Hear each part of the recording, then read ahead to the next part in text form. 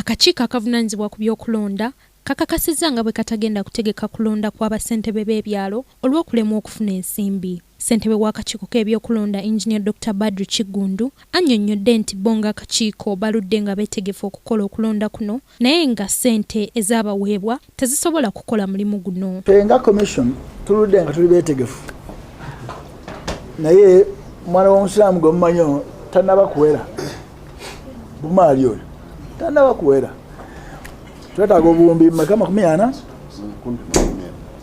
kumpi 40 naye nga obuwumbi obuli mu nsawo buli 7 gwokka obwafulumizibwa omwaka guno oguwedde. Mwongere tusabira enkiiko ezo za mugaso nnyo bannange nze nzaagala naliko kiyamana emyaka mingi. Ebyo ng'obitadde ku bbali akakiiko kalangiridde nga bwe keetegese okukubiriza okulonda mu disitulikiti empya omuli Kagadi, Kakumiro, Kibaale, Omoro ne Rubanda. Okusinziira ku ssentebe buli kimu ekyetaagisa mu kulonda kuno bamaze okukifuna.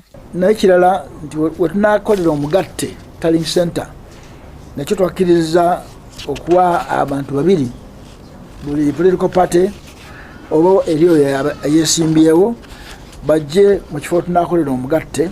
Wano akubiriza abeesimbyewo n'abalonzi okugoberera amateeka g'ebyokulonda okwewala obuvuyo. Ku lwa Kingdom TV, Madrid Nabukeera, amalindirire. This is Kingdom TV.